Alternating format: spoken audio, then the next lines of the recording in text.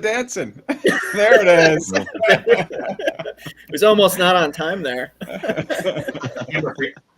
Camera freeze. Hey, y'all. How are you? Happy Friday. Oh, my gosh. We've got all kinds of people here. It's like Hollywood Squares on my screen. We got Matt, Zach, Andrew, well, of course, Jesse and I. But, gosh, what are we talking about today? The evaluating, something about MSPs. Oh, yeah, they're cyber stack, right? Yeah. Hey, Tim Golden here, founder of Compliance Risk. How are y'all? Back again on another Friday. Really looking forward to bringing in some really interesting people, right? Like, I love the name Gradient, right? Because, you know, if you look at my logo, it's got gradient. Not the same kind of thing, but it's got that, like, that gradient fill, right? So, hey, let's see. Matt, are you hanging out with us today? Oh, I'm just checking on LinkedIn and make sure like this is actually working. But yeah, we're here. And, you know, so this is, we talk to a lot of partners about, you know, how do you make money off of cybersecurity, you know? And it's usually, you know, at the beginning of people's journey, it's always something about like, well, we're secure. Everything we do is secure.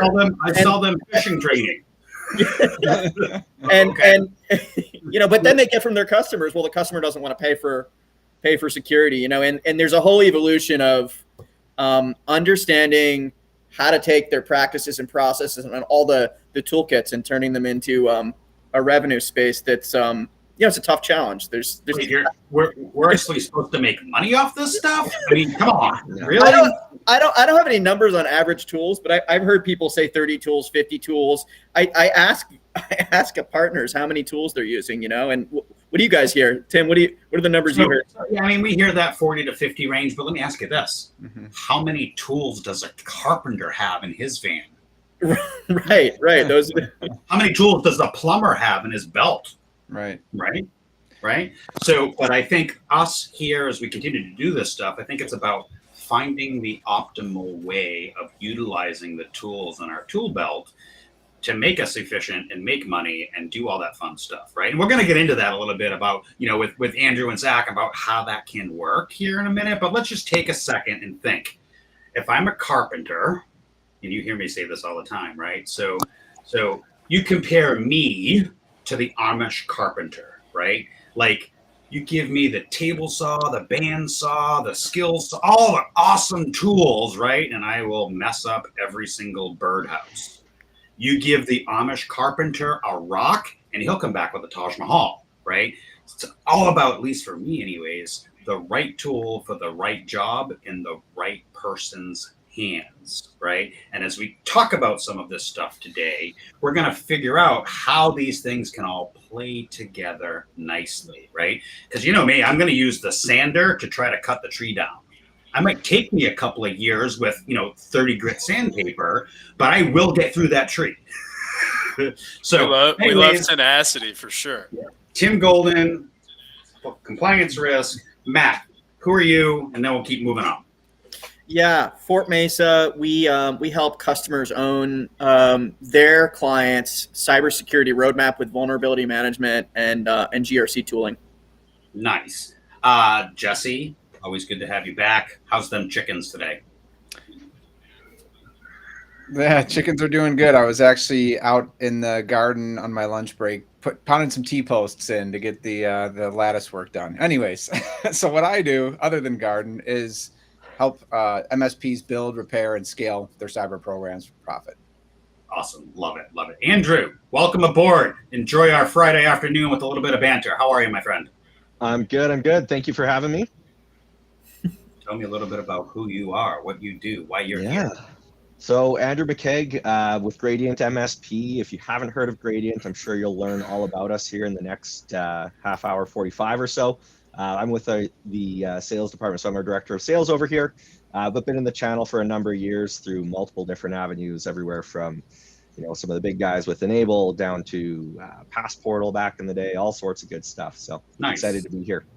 Nice. So you've run the gamut like the rest of them. Yep. Awesome. glad to have you here. And hey, we have is that a new face, Zach? Did you get a new face, or are you just a new face here, or did I miss you last week because I was off like getting my daughter married or something? You know, it's not a new face. I've had it for a few years, but it's relatively new to this space. Nice. Welcome. And what are you doing at Fort Mason now? So I'm our director of channel sales. I work with our partners pretty hands-on. Prior to my time with Fort Mesa, I owned a small restaurant franchise. So to all of our MSP partners, I'm able to provide a pretty good perspective on what their customers are going through.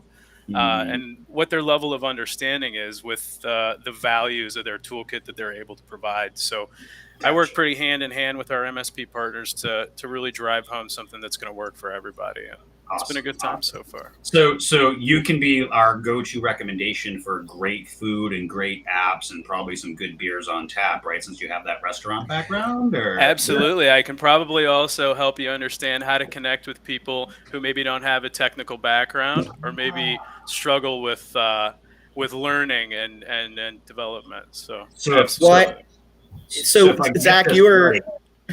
Go ahead. I'm just going to keep interrupting because that's what I do. So if I get this right, Zach, sure, you're going to help us MSPs. You're going to help us MSPs develop a recipe that we can then bring forward and put it on the menu for MSPs. How's that for that? Thank you very much. I'll be here all day. It's a little bit on the nose, Tim.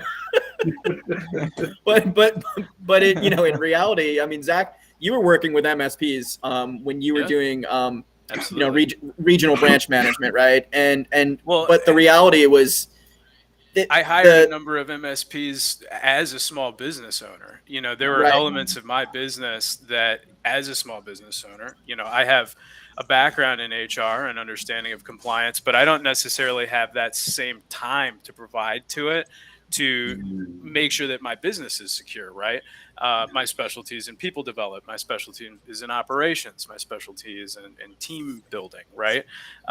So those are the things that I applied my my attention to build successful businesses, which is very important to do at all levels of business, whether it's an MSP or a small business. It's important to know. Well, Chef Ramsay always says it's about teamwork in the kitchen, right? And if not, then beep out of the kitchen, right? Communication. Awesome. Well, Zach, happy to have you here. Thanks so much for joining us. Again, what was that misspelled thing we were talking about? Oh, yeah, the valuation of point of diminishing returns. Good. So, hey, thanks everybody for showing up in chat. Keep posing your questions over there. We're going to try to answer them real time. And if I can't, banter some way through an answer, maybe Jesse can actually have a real answer, or even better, I bet Andrew could. So, hey, let's just dive right into what it is that we're talking about today. Andrew, do you want to give us like your little, elevator, 2-minute pitch?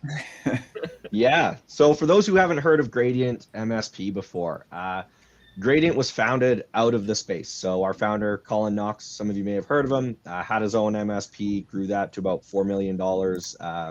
So not a terrible size in a short period there. And obviously, like everyone else, had problems that he faced. So founded his first business out of that called Passportal to deal with password security issues they were having.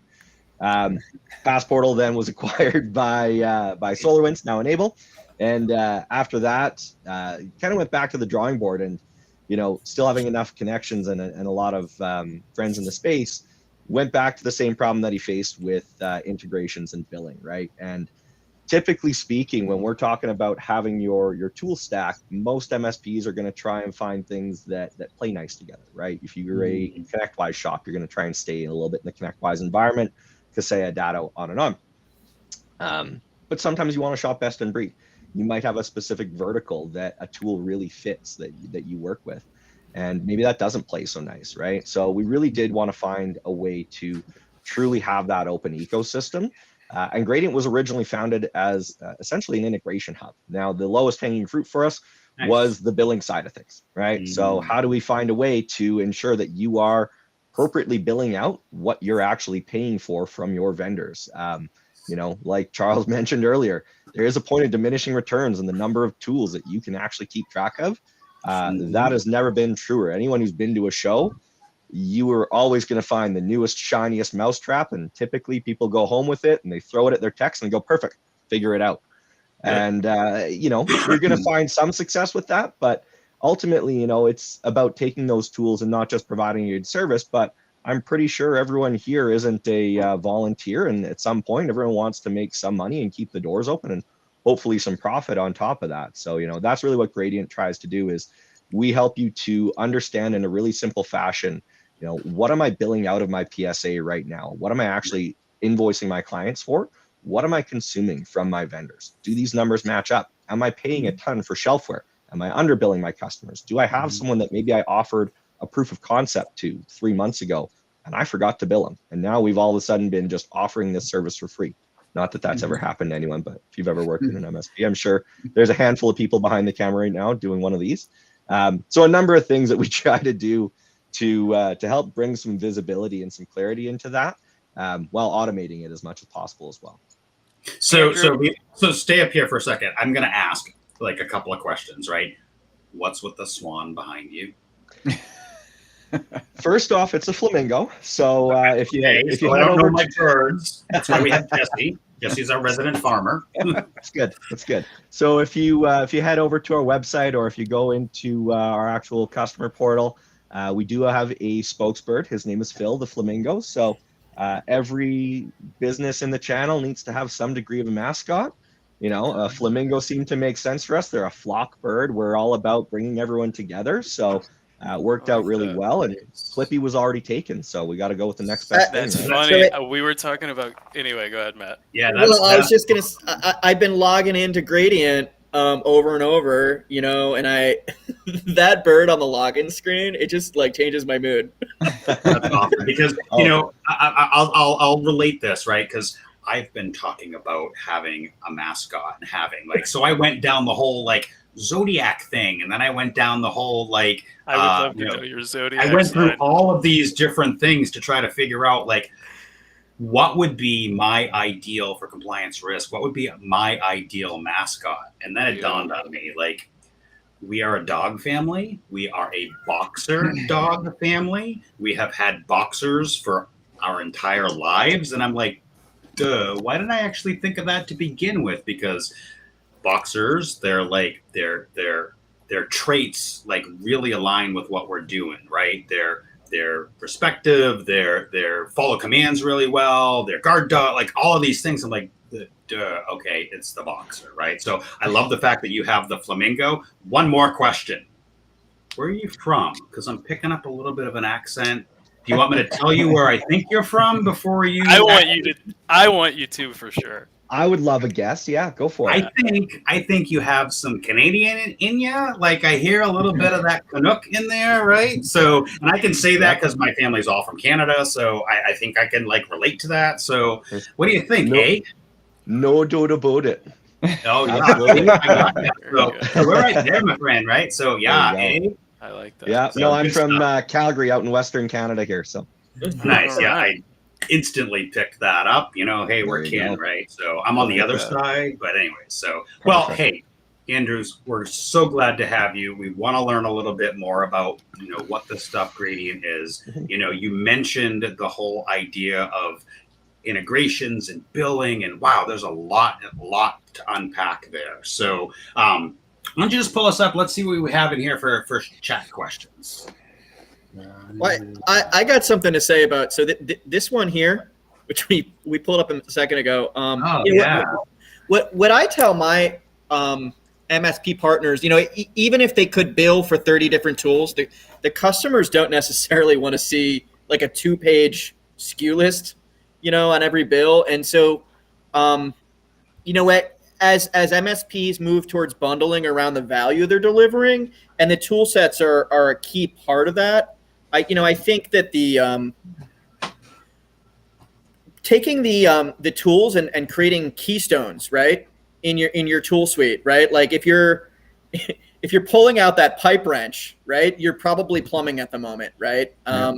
And I think that these tools come in packages. And I think if an MSP can track which tools are in which clients, some of those tools are keystones in their bundles, in their service offerings, and they can be bundled together. When that they have this tool, okay, there's probably these 4 other tools that are coming into play, and they can all be part of the bundle. So bundle compliance risk and Fort Mesa and Gradient. Yeah, I would love that. I would love to ask you a question related to the experience of our MSPs and their clients. So when you're dealing with your clients, what would you say the largest mistake is in terms of like most often, right? Because you help them provide that billing solution. What are you seeing be the most consistent error, right? Because I'm sure there's some low-hanging fruit that everybody is making the mistake on. I think the biggest thing, and this is obviously a big generalization because there's as many PSAs on the market as you could guess, but every one of them has a slightly different way of bundling, right? And it's very difficult to really dive deep and truly understand the billing part of your PSA because the reality is it's probably one of the least focused parts of that tool. You use it every single day, but you really only do the billing part once a month, right? So when you start to look at it, bundling is a very commonplace. I don't know a lot of MSPs that don't bundle anymore. Mm-hmm. And we can go down a whole rabbit hole on how to build bundles and what's the best way to do that. But I think the biggest pitfall for a lot of MSPs right now is not leveraging that tool as much as they can. When they build a bundle, and I will use the air quotes here, a lot of times people will just put together, gold support service, right? And there's nothing on the back end that shows what services make that up. What vendors are you using to provide that service? Sure. Do your customers need to know? Do they care if you use Datto backup or Cove? It doesn't matter. Do you mind if I cut you off for a second and interject a question? So what do you think the rub is there? How come they're not going through the necessary process to get the value there? Is it a knowledge-based issue? Is it that they don't have the time? I mean, business owners go through a ton of problems, right? They have a lot on their plates. Yeah. What are you seeing be the most consistent rub? I guess not the right word, but you know what I mean. No, it's a couple things, right? And I think it's partly when you set up your PSA and you're, whether you're migrating from another tool or this is your first one that you're leveraging, you want to get up and running and out the door as quick as possible. So there's always some shortcuts that are taken. There's always best intentions to go back and fix those things down the road. But at a certain point, everyone can agree the most finite resource in any MSP is time, right? Especially from the business owner. So for you to sit there and say, okay, I'm going to dedicate the next week and go in and fix how my invoices work on the back end. It doesn't necessarily bring a ton of value up front when they start to think about it. But when you really want to break things down and you want to start to analyze your business and where am I going to grow the most, you need to know things like your cost of goods sold. You need to know a lot of different metrics around that can provide that unless you build it out properly on the back end, you're guessing at, right? Sure. So I'd like to. So what you're saying is, in order for me to figure out if I'm actually profitable, I guess first I need to make sure that I'm billing appropriately, and then from there, like having an understanding of like cost of goods sold and all that other fun stuff too, right? Well, so it's an interesting thing because if you ask any of your partners, you talk to any MSP, every one of them can probably tell you within a few weeks how profitable was I last month? Did I make money or did I lose money? Who's my most profitable customer? But do you think any of them have a good glimpse of what's my most profitable service? Sure, I bundle, but maybe I do backup. Maybe I do a security bundle. Maybe I do all these things. I have different tiers within that. Yeah. Which one actually makes me the most money? Because that's a huge metric that everyone should know that sometimes is very difficult to pull out of that data unless it's all built properly or you've got the right steps in place, right? Yeah. But when we talk about scale and let's bring it back to the whole idea of an actual cybersecurity stack. It's very easy to acquire way too many tools. Do you need all of those tools, right? Are you actually just, trying to sand down the tree, or do you have a saw somewhere that you can apply and you're going to have virtually the same outcome at a more profitable result So I'd like to interject another question. I apologize, Matt. So, a lot of organizations will go through, yearly evaluations of their process, quarterly evaluations, periodly. When should and what should the cadence be, if there should be a cadence, an organization be evaluating their tools, their proficiency with said tools, and whether or not they should be pursuing additional tools? I mean, that should be a living document for everyone, right? It's impossible to keep tabs on it every day, but if you're operating as efficiently as possible, and something like Gradient, the whole purpose of our tool is to help you to be able to do this. You're reconciling what you're being billed by your vendors and what you're billing out to every one of your customers on a monthly cadence, right? You don't want to have, again, shelfware. You don't want to end up underbilling customers, all that good stuff. But it's very easy to let that slip, because unless you have tools that all integrate together, then it's a very manual process. And you're literally sitting there. I like to call it the 2x6 method, because you've usually got two monitors, one with your PSA, one with your vendor portals, and then usually a 6-pack beside you where you hate life for about 8 hours, and you try and just make numbers match. And can you do it? Absolutely. But it's very prone to human error.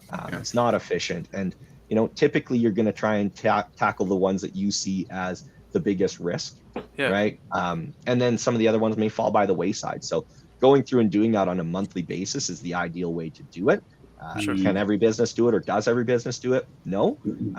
Is it something that's important? I would absolutely say so, because like you said, at that point, that's when you're going to start to uncover, do we really only have one customer who's leveraging this specific tool? And is it something that is necessary, or can we revisit, right? Do we have another tool that's maybe a considerably bigger profit center for us? And can we maybe look at some migrations across our stack? And as licenses come up for renewal, as contracts come up for renewal, how can we start to pivot things so that, hey, we can now go down this other path where we're providing the same service, we're getting the same outcome, or potentially a better outcome for people, but we're now also more profitable as a business. So like I don't want to say you're blowing my mind, because you kind of are, but here's the thing, right? So why is McDonald's so because they have bundles, right? They have packages, they have things, but why is the double cheeseburger always in one of those packages, right? Because they've recognized the fact that the double cheeseburger is probably the single cheapest thing to make. And I'm talking about not the double cheeseburger, the 2 individual cheeseburgers and the fry that goes with it. And why is that the most profitable for them? Is I have 2 kids. Each is going to get a burger, right? So when we think about and we apply this concept to our MSP, I'm going to look at my stack. I'm going to use Gradient to help me figure out, oh my gosh, security, vulnerability, awareness, training, some tool, whatever, something in my stack costs me 50 cents and I'm charging $1, but I have millions of people using it, right? And looking at that part of my stack with a tool like Gradient to help figure out that thing I need to push more of. Yeah. Is that how I'm understanding this? You're getting the business intelligence aspect of Gradient that not everyone starts to see right away, because at its core, Gradient's a very simple tool. Our synthesized billing module is a very simple, look, we integrate with your vendors, we integrate with your PSA. We populate your PSA agreement or contract data to show, for cybersecurity, for this particular service, I have this customer paying me for this many licenses. This is my vendor that I'm consuming that from. Do these numbers match? And it's really quick, easy, side by side.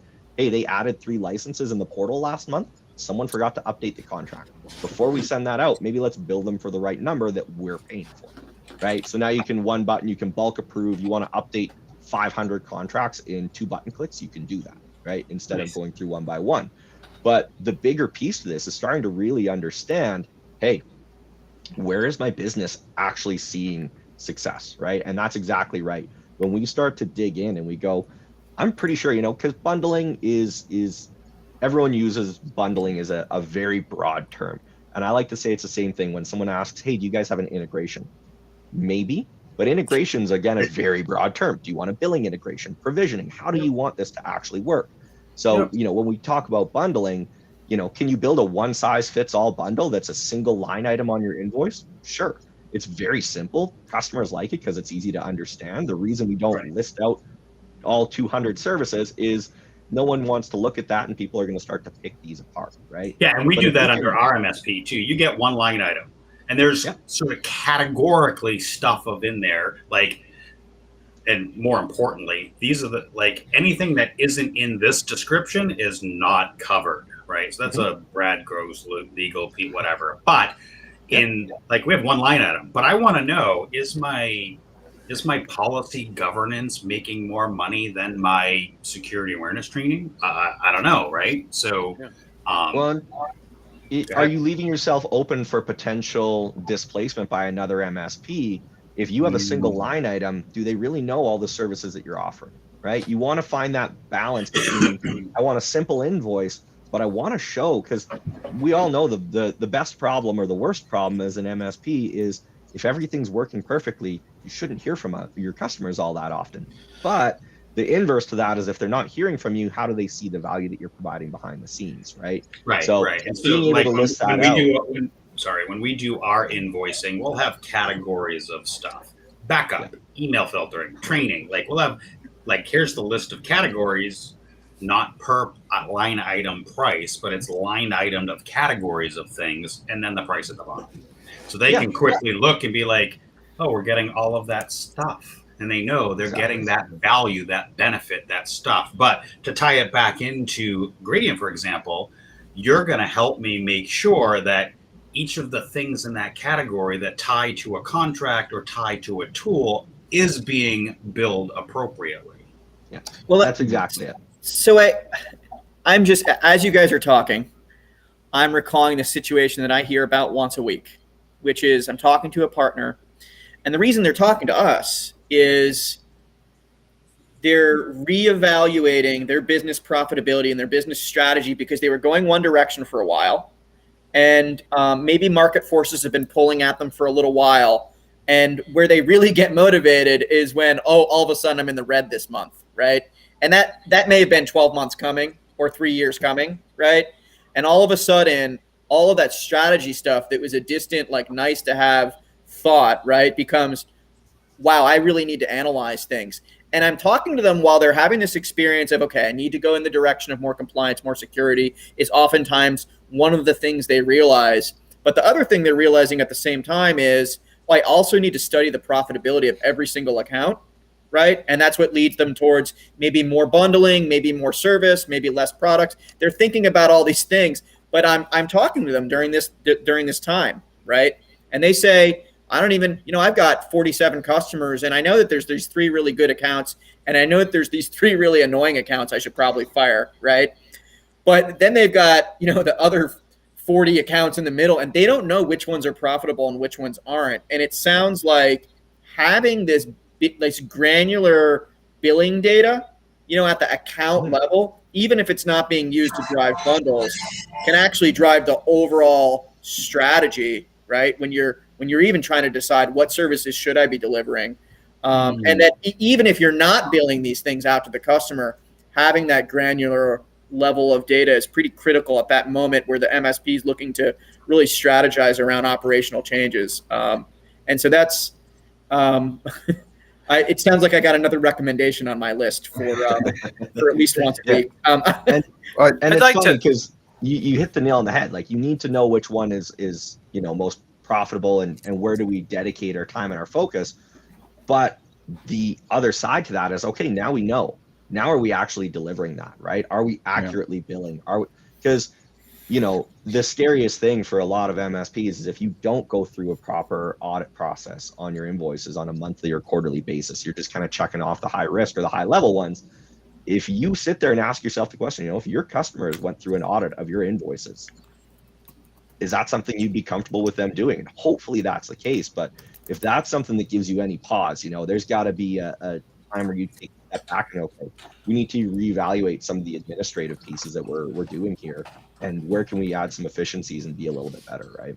So Jesse, what do you have to say about all this stuff? So I'm just taking this all in and just thinking about all the horror stories that I could talk about. I'd love to ask you a specific question, Jesse. So when you're consulting MSPs related to billing, what do you most consistently hear as a problem, and how do you help them solve it? Yeah, I think I think, well, so let me take a step back and talk about some anecdotal experience that I've lived when I was working as a CISO for an MSP for years. So I have one instance. We were doing, we started our security practice back in 2016 or 2015. So you talk about not security tools, not being able to work with the PSA and not being able to work with the MSP ecosystem. That was almost every tool we were using at that point, right? So I literally had an admin at billing time who was doing the stare and compare, looking at the portal for the provider and literally manually typing in number counts on invoices, and it was an all-day thing. And she was fantastic at it. I mean, she never missed, but that's a whole person's day that you're 8 hours a week that you're wasting. So there's efficiencies lost there. And then I think secondly, so what I see then, what I talk to my clients about is there's really 4 things that you should be thinking about when you're pricing out a package or a service, right? You need to think about, what does it take to sell it? What does it take to implement it? What does it take to support it? And what does it take to bill for it? And that's what people always forget about. You talk about, this cool new tool, and we go throw it at our techs, and then we realize, oh shoot, we can't bill for it. And all the ancillary problems that brings into the mix. It poisons the well with the customer if you're continually having billing issues, double billing. Another incident we ran into, we caught, thank goodness we caught it. We had been overbilling a customer for almost a year on something, and it was in the high 5 figures that we had to go back and credit them. And what does that do to your cash flow, right? What do you do at that point? Yeah. And so I have a very similar but different problem. Yeah. I keep trying to reach out to a couple of my clients with, hey, we're supposed to review this every quarter and adjust accordingly. I'm adjusting, but you're unaware. Oh, by the way, I just noticed 60% of your staff, you had a reduction. Oh my gosh, let's have a conversation. So I kind of feel that pain point in my MSP where a client either hires 50 new people or reduces their staff by 50 people.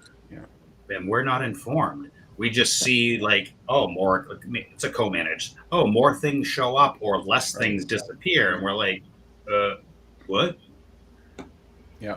And the other piece to this too, as part of that, is there's a whole, as tech nerds, as I'll loop us all loosely into that category, we have a sentiment. You're welcome, Zach. We have this sentimentality that we attach to products and services and tools. Like we might have this tool that has this perception. We really like it. It's a really great tool, but the client doesn't really want it.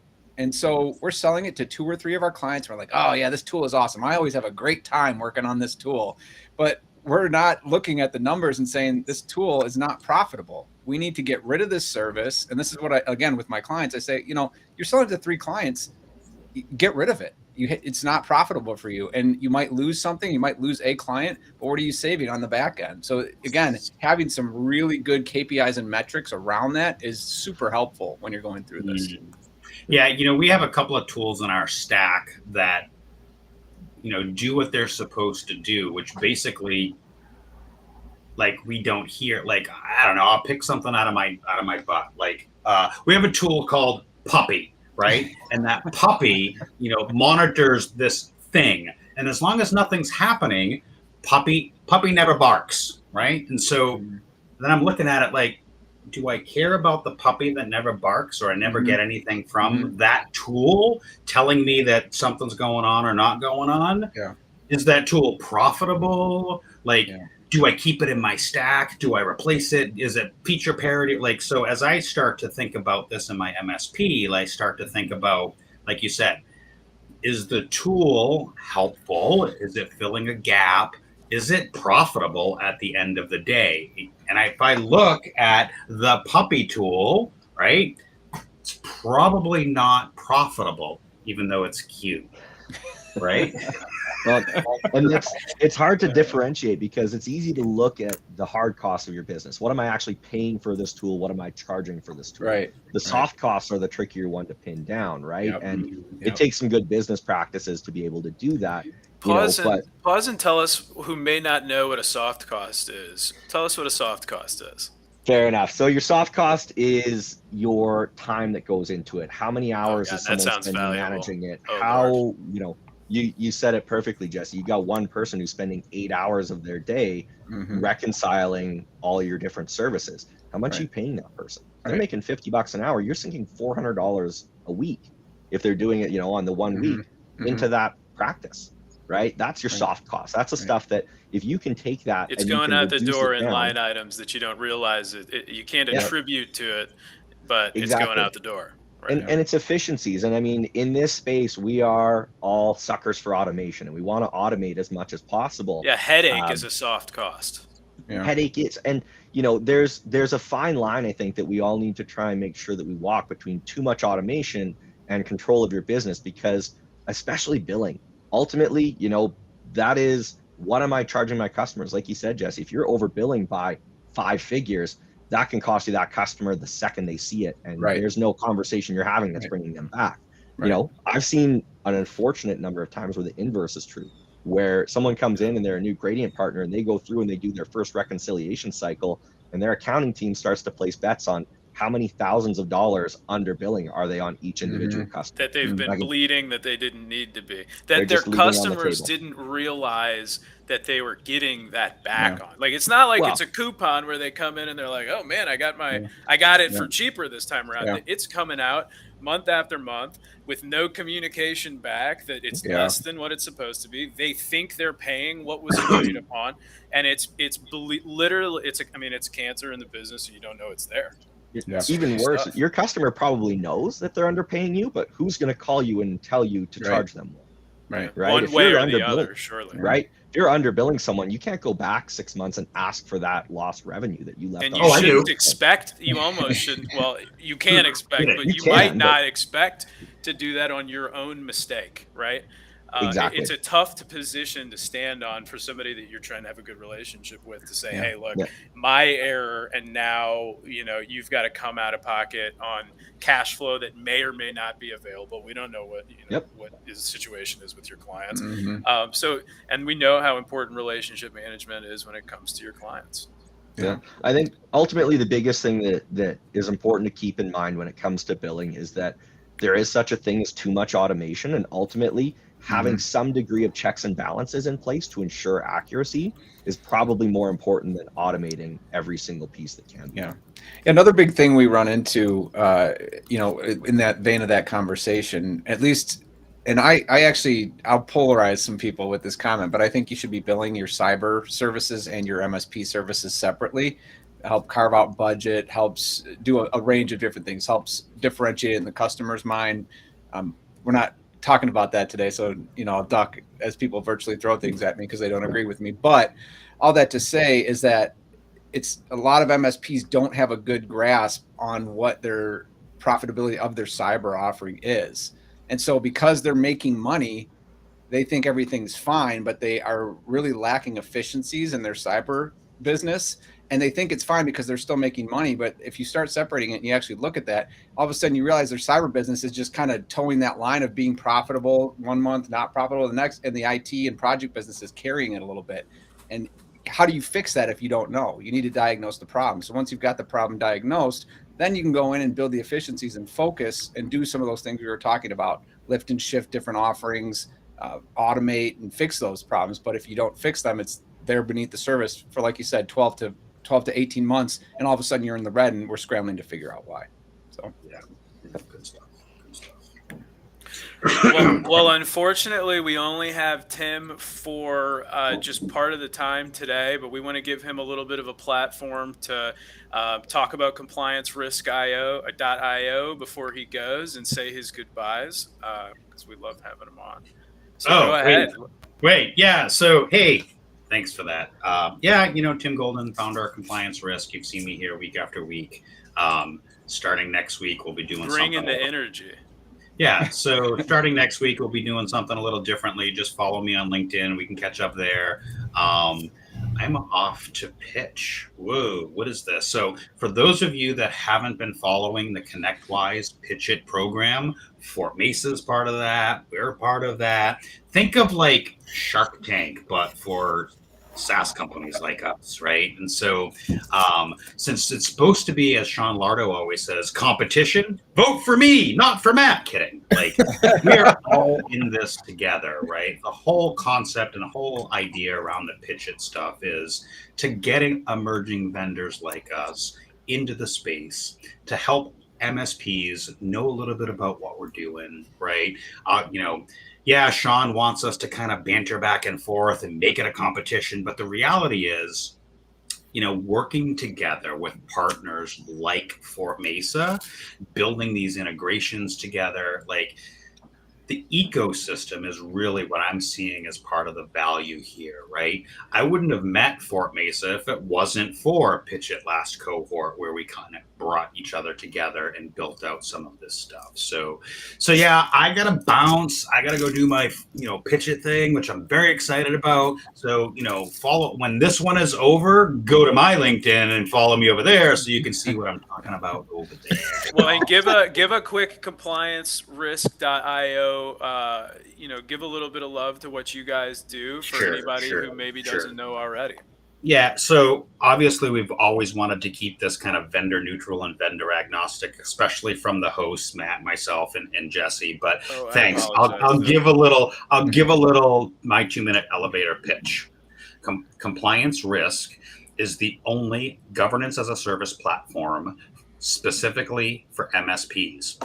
Governance as a service allows MSPs to bring a full governance lifecycle of attestation, authorization, and adoption of policies, procedures, asset management, and way more other really cool things that we're doing to help you be audit ready.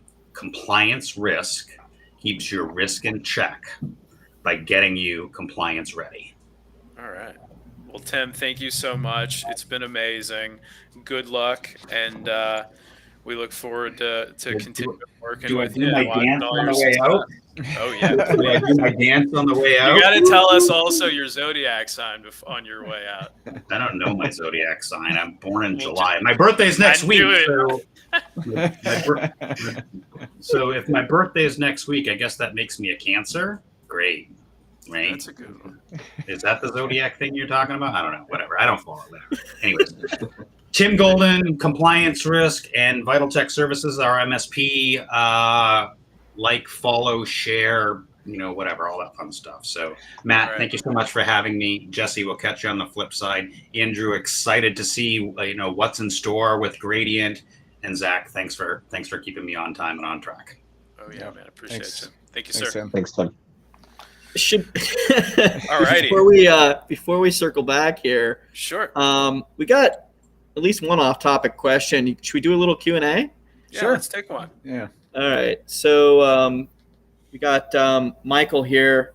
Thank you for your question, Michael. It's cut off a little bit, but I get this question at least once a week. Did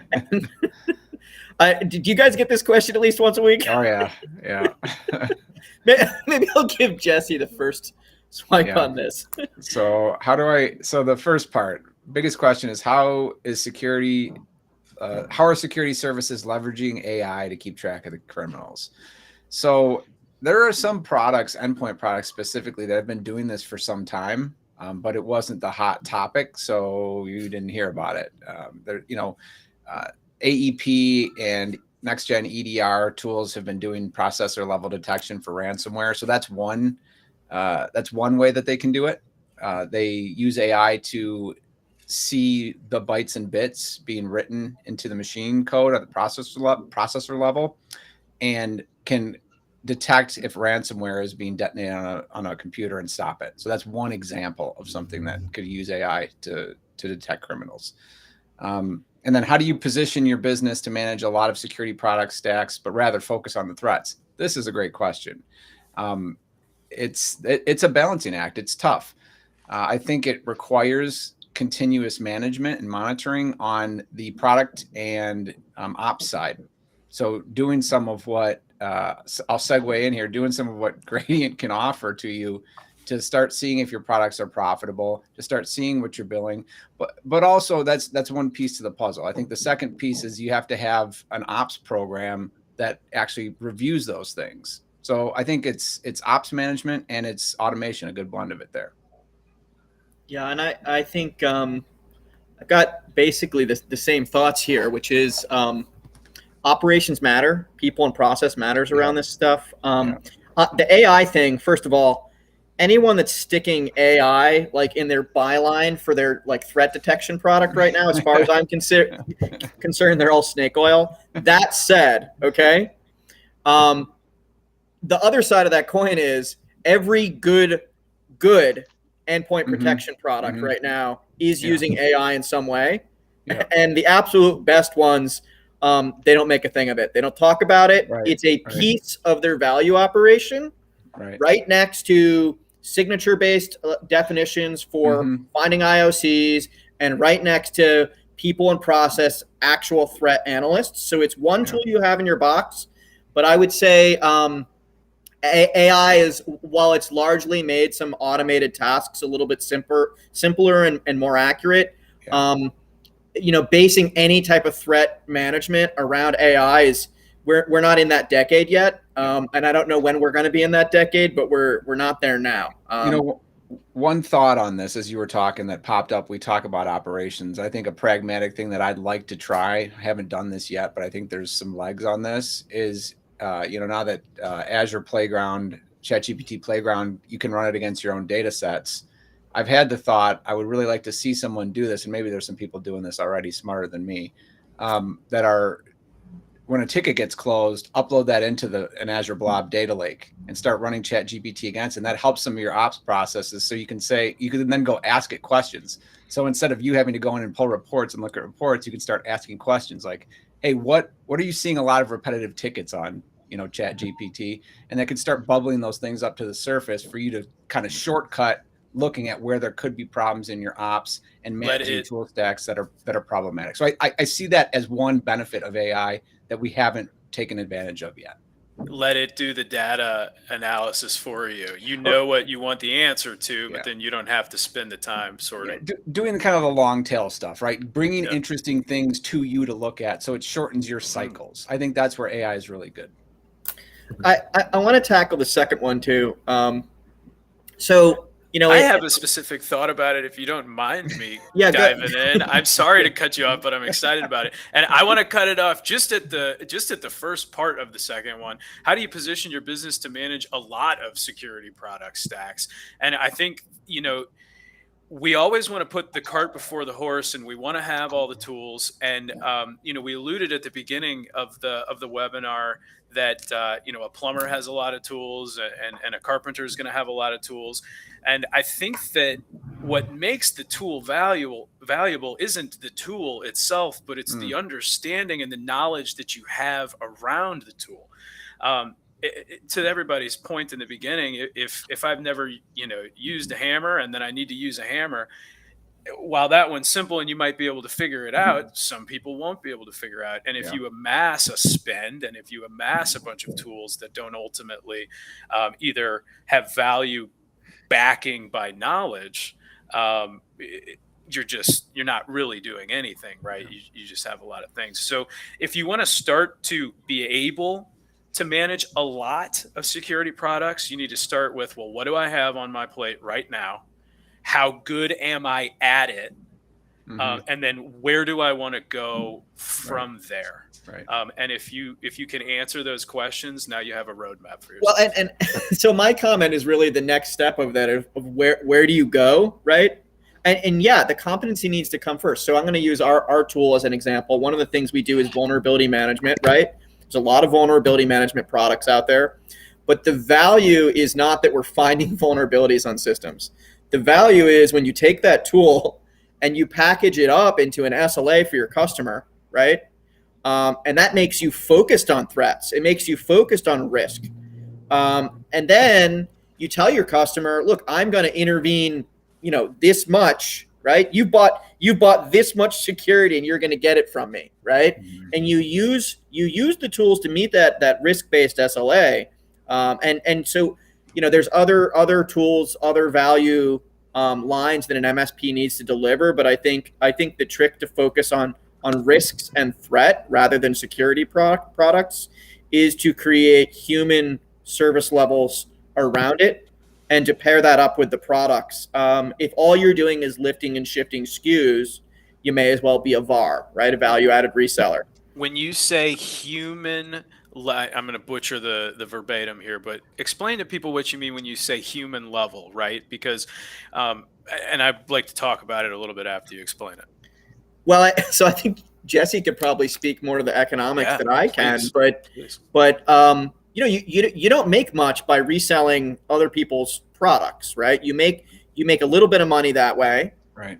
As an MSP, though, if you're meeting industry targets for gross margins and you're keeping your utilization on your human resources at the right level, you should be making 50% or more gross margins on that people time. Yeah. You're never going to make 50, 60, 70% profit by selling a product unless you're shifting it with the people managing the product, right? In a specific way. Right. And that does come from the knowledge of the tool and what it's capable of and what it delivers from a business perspective. And I know, Jesse, it's your whole business, right? To dig into those optimizations, right? Like, yeah. So, there's a couple things I want to talk about where I see Gradient as useful here for this, because, and then maybe we could get a comment on that. But, so I talked again about going back to our discussion about showing value through showing all the line items. And I'm just gonna be a little confrontational and say I don't necessarily agree with that. I think you should show services that you're doing, but I also think you should be charging enough so that when you need to change tools out, you aren't worried about a 20 or 30% price swing on a new tool because it's a better tool. And that's where Gradient can help you with that intelligence. So we're pricing in margins effectively for our package and for our bundle, so that, let's say Huntress, raises their prices. Okay, we just took a 50% or a 30% hike on 5,000 endpoints. Well, does that hurt us? No, because we priced in our endpoint management at X amount of dollars per, anticipating that. And so I think that's where Andrew, maybe you could fill in a little bit more context there. Yeah, and even it's funny because we could spend another hour getting into this. So this is kind of the next piece to keep your eye on the space. So we talk about all the different security tools and keeping tabs on what's going on in the business, having experts in all of these things. I think a big thing that a lot of people don't necessarily love the idea of is every single tool has some degree of an alerting function. Now, typically when they're starting out, it's going to be about an email parsing system, and you have some poor unfortunate soul in your MSP that has to monitor the master inbox and try and filter through all the noise to find the good usable data. So the other side to the coin in Gradient is we do also have an alerting module, right, to allow your vendors to directly pass a first party ticket into your PSA.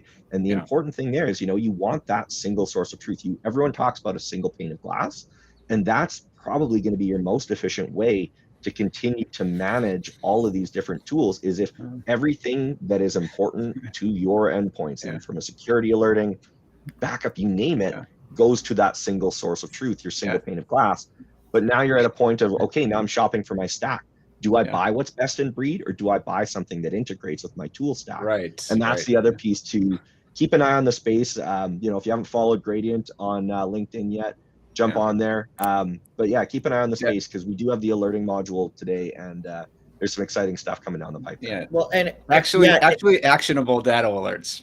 Well, and Jesse, you and I will have to talk offline about this, because so Fort Mesa, we didn't discuss it on this call and it hasn't been announced, but we've been building out our Gradient integration, and we're doing both the billing module and the alerts module. So I've had a chance to really understand the value, and that's what really, like, we were halfway through the process before I realized, wait, this is a bigger problem space for our partners than I thought it was. And of course, then I go and talk to them, and they inform me about all the things I didn't know about billing nightmares. But so I've been working through this. We're going to be launching our billing and alerts integration in mid-July, and there'll be an announcement forthcoming on that. But we're really excited to be able to offer this to our partners. And we've had the ability to send alerts to some PSAs in a tightly coupled fashion, and we've got email alerts with some others.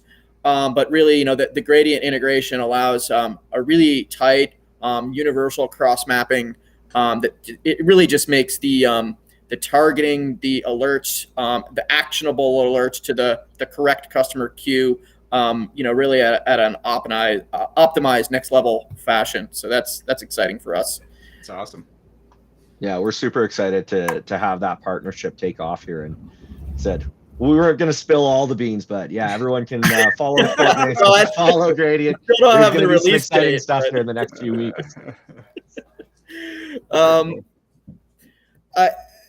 You guys got anything to add before we sign off here? I got a question for you, Jesse. So you're out doing the T-posts, right? Right. Do you use stamped or do you use poured iron? And do you use the pounder or do you get out there with like the rocks and hammers? I use whatever Menards has in stock. And it's funny. I actually made the comment to my wife. We were out there doing it. I go, this T-post, if I didn't have this pounder, if they hadn't invented this thing, I would be out here with sore hands and been through about 3 sliders right now. So we could look at the T-post pounder as the gradient of the garden. Yeah, I did that a couple of times without the post pounder. And, it's brutal. It's brutal. Yeah. All right. Well, Andrew, thank you so much for coming on, and Jesse, as always, you're fantastic. Thanks Can I ask you a question? Is that background real, and is the dog that gets on the bed sometimes real? Because it's real. Yes. It's so crisp that sometimes I think it's like but then I saw the dog one time and I was like, he's either so high tech that he's got it running, or lighting's perfect. Yeah, I was like, man, I'm not sure. But anyway, cool. So thank you for being on, and Andrew, thank you as well. Sony ZV. Yeah, I think Sony ZV-E10 is the camera I use. I think that's what it's called. Or I'm jealous. Z10, yeah, it's whatever. Yeah, they're probably going to send you 8 or 9 of them now. I have discount Acer webcam. Okay, I heard good things about that one too. All right, guys. Thank you for everybody for tuning in, and everybody for helping make some great content today. You bet. Liz, you want to cue us out?